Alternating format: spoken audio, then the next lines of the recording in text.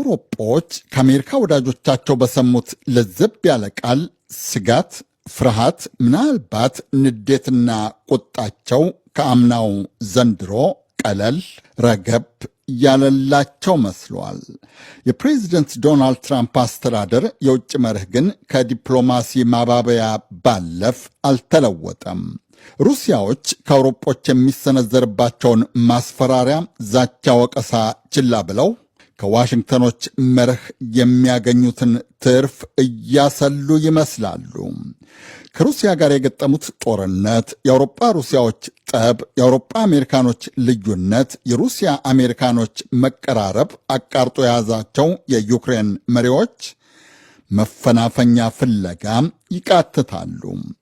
ቻይኖች አጋጣሚውን ለመጠቀም ያሰላሉ።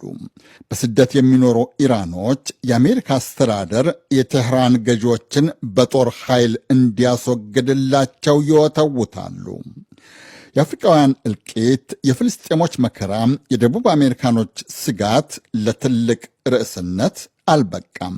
My name is Nagash Mohammed and I work at DW.